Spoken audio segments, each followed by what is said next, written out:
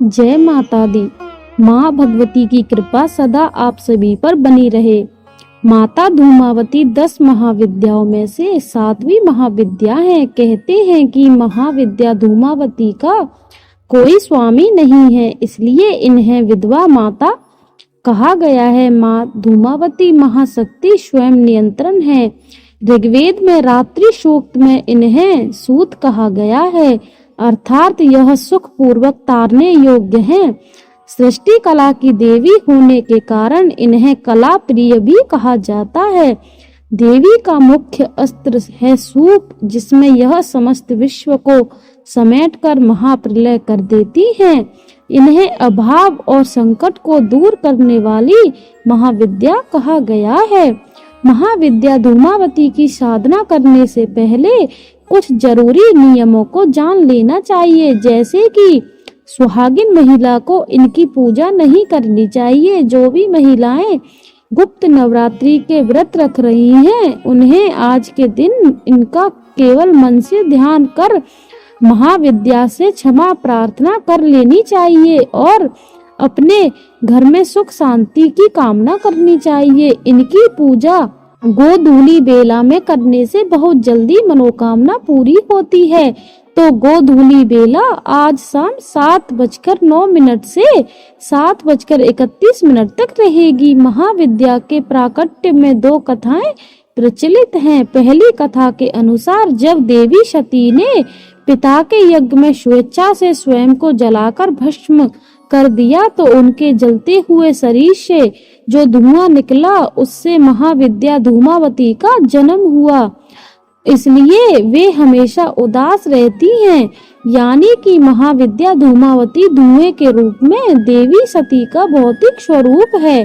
देवी सती का जो कुछ बचा रहा वह है उदास धुआं। दूसरी कथा के अनुसार कहा जाता है कि एक बार देवी पार्वती को बहुत तेज भूख लगी। कुछ नहीं मिलने पर उन्होंने भगवान शिव से भोजन की मांग की। भगवान शिव कुछ समय के लिए उनसे इंतजार करने के लिए कहते हैं, परंतु माता पार्वती की भूख और बढ़ गई। अंत में भूख से व्याकुल माता भगवान शिव को ही निगल गई। भगवान शिव को निगलने के पश्चात माता की देह से धुआं निकलने लगा। तब माता की भूख शांत हुई। इसके बाद भगवान शिव अपनी माया के द्वारा पेट से बाहर आ गए और माता से कहते हैं कि तुम धूम से व्याप्त देह होने के कारण आपके इस स्वरूप का नाम धूमावती होगा। यह भी कहा जाता है कि भगवान शिव ने उनसे अनुरोध किया था कि मुझे बाहर निकालो। तब उन्होंने उगलकर उन्हें बाहर निकाल दिया। निकलने के बाद भगवान शिव ने उन्हें शाप दिया कि आज और अभी से तुम विधवा रूप में रहोगी। यह भी कहा जाता है कि जैसे ही देवी पार्वती भगवान शिव को निगल लेती हैं, उनका स्वरूप एक विधवा जैसा हो जाता है। इसके अलावा भगवान शिव के गले में मौजूद विष के असर से देवी पार्वती का पूरा शरीर धुएं जैसा हो गया। उनकी पूरी काया श्रृंगार विहीन हो गई। तब भगवान शिव ने अपनी माया से देवी पार्वती को कहा कि आप मुझे निगलने के कारण अब विधवा हो गई हैं, जिस कारण से आपका एक नाम धूमावती भी होगा। महाविद्या धूमावती का वास्तविक रूप धुएं जैसा है। शारीरिक रूप से देवी कुरूप, ऊबड़ खाबड़ या बड़ी हैं, विचलित स्वभाव वाली, लंबे कद की हैं, 3 नेत्रों से युक्त तथा सफेद वस्त्र धारण करती हैं। देवी खुले बालों से युक्त एक वृद्ध विधवा का रूप धारण किए हुए हैं। अपनी बाई भुजा में देवी ने सूप तथा दाई भुजा में मानव खोपड़ी से निर्मित खप्पर धारण कर रखा है। कहीं कहीं वे आशीर्वाद भी प्रदान कर रही हैं। देवी का स्वभाव अत्यंत अशिष्ट और देवी सदा अतृप्त तथा भूख प्यासी से देवी हैं। काले वर्ण की हैं तथा इन्होंने सर्पों रुद्राक्ष को अपने आभूषण स्वरूप धारण कर रखा है। महाविद्या धूमावती भूमि में मृत शरीर से निसर्ग श्वेत वस्त्रों को धारण करती हैं तथा शमशान भूमि में ही निवास करती हैं। देवी धूमावती समाज से बहिष्कृत हैं। देवी कौओं द्वारा खींचते हुए रथ पर आरूढ़ रहती हैं। देवी का संबंध पूर्णतः श्वेत वस्तुओं से ही है तथा लाल वर्ण से संबंधित वस्तुओं का पूर्णतः त्याग करती हैं। महाविद्या धूमावती की पूजा किसी भी प्रकार की विपत्ति से छुटकारा पाने, रोग नाश करने और युद्ध में विजय प्राप्त करने के लिए की जाती है। वहीं इनकी पूजा करने से मनुष्य के संकट भी दूर हो जाते हैं। अगर उन्हें किसी भी चीज का अभाव है तो वह अभाव भी महाविद्या धूमावती की कृपा से दूर हो जाता है। महाविद्या धूमावती की साधना करने के बाद बची हुई सभी पूजन सामग्रियों को आप उसी दिन शाम की पूजा करने के बाद विसर्जन कर दें और महाविद्याओं को आपने जो भी भोग अर्पित किया है, जैसे कि मौसमी फल या मिठाई, बतासे या फिर मिश्री, उसे भी आप गौ माता को खिला दें। बची हुई जो भी पूजन सामग्री है जैसे पुष्प, अक्षत आदि, उनका विसर्जन आप बहते जल में कर सकते हैं या पीपल के पेड़ के नीचे गड्ढा खोदकर दबा सकते हैं। यह तो थी महाविद्या धूमावती की पूजा विधि और कथा की जानकारी। अब जानिए 7वें दिन पूजी जाने वाली माँ कालरात्रि की कथा और पूजा विधि के बारे में।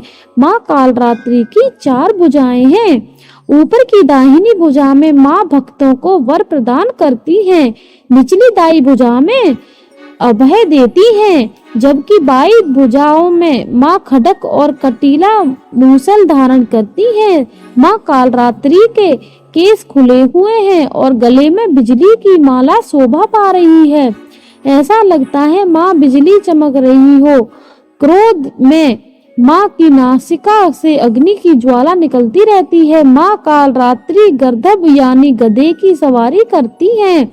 माँ कालरात्रि के इस भयंकर स्वरूप को देखकर असुर और नकारात्मक शक्तियाँ भयभीत रहती हैं, लेकिन माता कालरात्रि अपने भक्तों पर परम अनुकंपा दर्शाने वाली हैं। भक्तों के लिए सुलभ और ममतामयी होने के कारण माता को शुभकरी भी कहा जाता है। श्री दुर्गा सप्तशती में महिषासुर नाम के दैत्य के वध के समय माँ भद्रकाली की कथा का वर्णन मिलता है कि युद्ध के समय महाभयानक दैत्य समूह देवी को रणभूमि में आते देखकर उनके ऊपर ऐसे बाणों की वर्षा करने लगा मानो बादल मेरुगिरी के शिखर पर या पानी की धारा बरसा रहा हो। तब देवी ने अपने बाणों से उस बाण समूह को अन्या से काटकर उसके घोड़े और थिलाबाला और भद्रकाली ने सूल का प्रहार किया। उससे राक्षस के सूल के सैकड़ों टुकड़े हो गए और वह महादैत्य प्राणों से हाथ धो बैठा। इसी प्रकार चंडमुंड के वध के लिए माँ विकराल मुखी काली प्रकट हुई। मार्कंड ऋषि कहते हैं कि इसके बाद शुभ की आज्ञा पाकर वे चंडमुंड आदि दैत्य चतुरंगी सेना के साथ अस्त्र शस्त्रों से सुसज्जित होकर चल पड़े। फिर गिरिराज हिमालय के स्वर्ण ऊंचे शिखर पर पहुंचकर उन्होंने सिंह पर बैठी देवी को देखा। उन्हें देखकर दैत्य लोग तत्परता से उन्हें पकड़ने का प्रयास करने लगे। तब देवी अंबिका ने उन शत्रु के प्रति बड़ा क्रोध किया। उस समय क्रोध के कारण उनका मुख काला पड़ गया, ललाट में भय टेढ़ी हो गई और वहीं से तुरंत विकराल मुखी वाली काली प्रकट हुई, जो तलवार और पास लिए हुई थी। वे विचित्र खड्वांग धारण किए और चीते के चर्म की साड़ी पहने नर मुंडों की माला से विभूषित थी। उनके शरीर का मांस सूख गया था, केवल हड्डियों का ढांचा था जिससे वे अत्यंत भयंकर जान पड़ती थी। उनका मुख बहुत विशाल था, जीभ लपल पाने के कारण वह और भी डरावनी लग रही थी। उनकी आंखें भीतर तो को धसी हुई और कुछ लाल थी। वे अपनी भयंकर गर्जना से संपूर्ण दिशाओं को गुजार रही थी। बड़े बड़े दैत्यों का वध करती हुई वे कालका देवी बड़ी तेजी से दैत्यों की उस सेना पर टूट पड़ी और उन सबको खाने लगी। तभी तीनों लोगों में राक्षस, शुभ, निशुभ और रक्त बीज दैत्य ने हाहाकार मचा रखा था। देवतागण चिंतित थे। सभी देवी देवता मिलकर भगवान शिव के पास गए और उस रक्षा की प्रार्थना की। तब महादेव ने माँ पार्वती से असुरों का संहार करने की, अपने भक्तों की रक्षा करने के लिए कहा। इसके बाद माता पार्वती ने दुर्गा जी का रूप धारण किया और शुभ निशुभ का वध कर दिया। अब देवी के सामने असली चुनौती राक्षस रक्तबीज ने पेश की। जैसे ही माँ दुर्गा रक्तबीज को मारती हैं और उसके खून की बूंदें धरती पर गिरती हैं, वैसे ही उसके ही जैसा लाखों रक्त बीज पैदा हो जाता है, जिससे माता क्रोधित हो गई। उनका वध शामिल हो गया और इसी स्वरूप से माँ कालरात्रि प्रकट हुआ।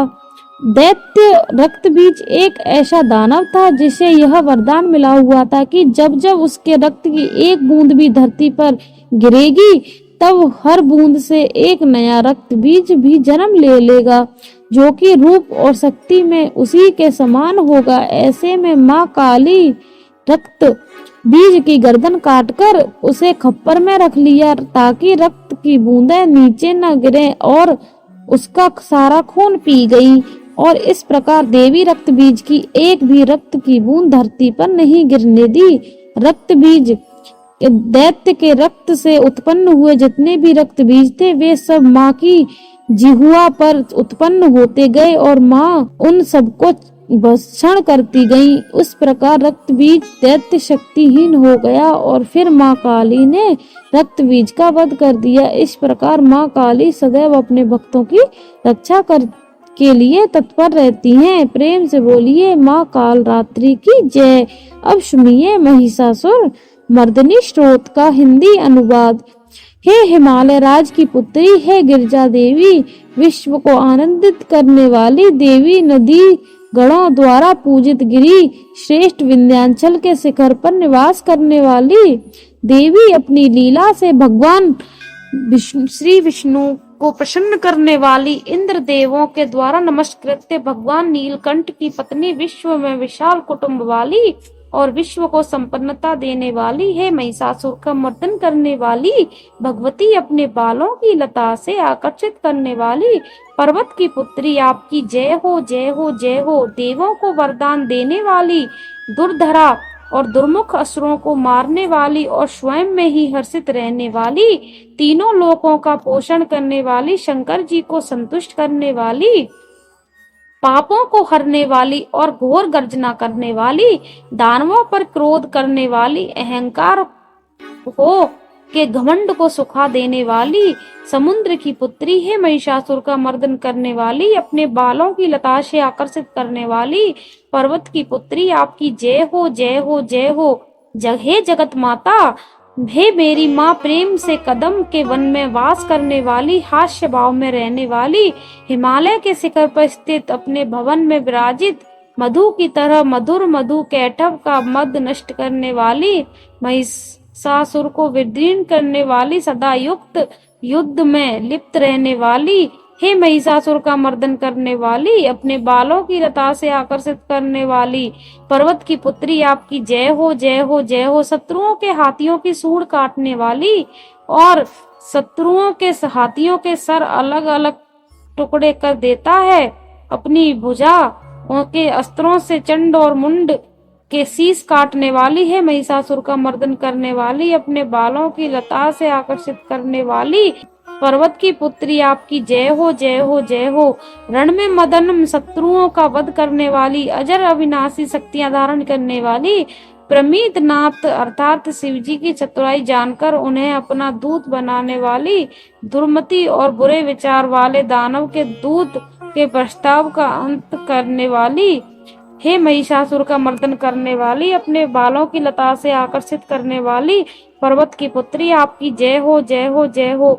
शरणागत शत्रुओं की पत्नियों के आग्रह पर उन्हें अभय दान देने वाली, तीनों लोगों को पीड़ित करने वाली, दैत्यों पर प्रहार करने योग्य त्रिशूल धारण करने वाली, देवताओं की दुदंबी से दुम दुम की ध्वनि को सभी दिशाओं में व्याप्त करने वाली, हे महिषासुर का मर्दन करने वाली, अपनी बालों की लता से आकर्षित करने वाली पर्वत की पुत्री, आपकी जय हो जय हो जय हो। हो मात्र अपनी हुंकार से धूम्र लोचन राक्षस को धूम्र अर्थात धुएं के समान भस्म करने वाली, युद्ध में कुपीत रक्त बीज के रक्त से उत्पन्न अन्य रक्त बीजों का रक्त पीने वाली और शुभ और निशुभ दैत्यों की बलि से शिवजी और भूत प्रेतों को तृप्त करने वाली है, महिषासुर का मर्दन करने वाली, अपने बालों की लताओं से आकर्षित करने वाली पर्वत की पुत्री, आपकी जय हो जय हो जय हो। युद्ध भूमि में जिनके हाथों में कंगन धनुष के समान चमकते हैं, जिनके सोने के तीर शत्रुओं को विदीर्ण करके लाल हो जाते हैं और उनकी चीखें निकालते हैं, चारों प्रकार की सेनाओं, हाथी घोड़ा पैदल रथ का संहार करने वाली, अनेक प्रकार की ध्वनि बनाने वाली, बटकों को उत्पन्न करने वाली है, महिषासुर का मर्दन करने वाली, अपने बालों की लता से आकर्षित करने वाली, देवांगना के तत था थई थई आदि शब्दों से युक्त भाव में नृत्य में मगन रहने वाली, कुकुत अडगीज गीतों को सुनने में लीन, मृदंग की धुक धुक धीमी धीमी आदि गंभीर ध्वनि सुनने में लिप्त रहने वाली, हे महिषासुर का मर्दन करने वाली, अपने बालों की लता से आकर्षित करने वाली, पर्वत की पुत्री, आपकी जय हो जय हो जय हो। जयकार करने और स्तुति करने वाले समस्त विश्व के द्वारा नमस्कृत्य अपने नुपुर में झंझन और झिमझिम शब्दों से भूतपति महादेव को मोहित करने वाली, नटी नटों के नायक अर्धनारीश्वर के नृत्य से सुशोभित नाट्य में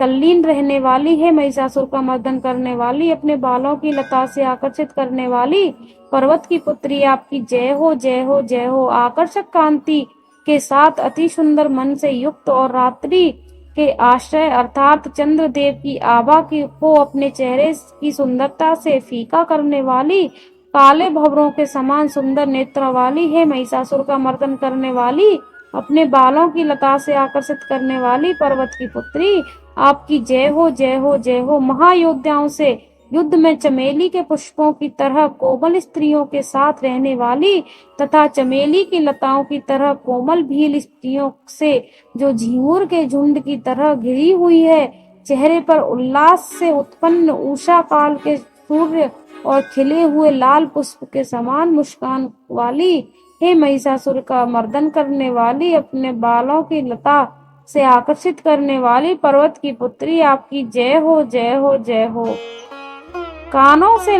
जिसके कानों से लगातार मद बहता रहता है, उस हाथी के समान उत्तेजित है गजेश्वरी, तीनों लोकों के आभूषण रूप सौंदर्य शक्ति और कलाओं से सुशोभित है, राजपुत्र सुंदर मुस्कान वाली स्त्रियों को पाने के लिए मन में मोह उत्पन्न करने वाली, मनमत की पुत्री के समान हे महिषासुर का मर्दन करने वाली, अपने बालों की लता से आकर्षित करने वाली, पर्वत की पुत्री, आपकी जय हो जय हो जय हो। जिनका कमल दल के समान कोमल स्वच्छ और कांति से युक्त मस्तक है, हंसों के समान जिनकी चाल है, जिनसे सभी कलाओं का उद्भव हुआ है, जिनके बालों में भंवरों से घिरे कुमुदनी के पुष्प और बकुल पुष्प सुशोभित है, उन महिषासुर का मर्दन करने वाली, अपने बालों की लता से आकर्षित करने वाली, पर्वत की पुत्री, आपकी जय हो जय हो जय हो। जिनके हाथों की मुरली से बहने वाली ध्वनि से कोयल की आवाज भी लज्जित हो जाती है, जो खिले हुए फूलों से रंगीन पर्वतों से बचती हुई पुलीन जनजातियों की स्त्रियों के साथ मनोहर गीत गाती हैं, जो सद्गुणों से संपन्न सबरी जाति की स्त्रियों के साथ खेलती हैं, उन महिषासुर का मर्दन करने वाली, अपने बालों की लता से आकर्षित करने वाली, पर्वत की पुत्री, आपकी जय हो जय हो जय हो। जिनकी चमक चंद्र से मास की रोशनी फीकी पड़ जाए, ऐसे सुंदर रेशम के वस्त्रों से जिनकी कमर सुशोभित देवी देवताओं और असुरों के सर झुकने पर उनके मुकुट की मड़ियों से जिनके पैरों के नाखून चंद्रमा की तरह दमकते हैं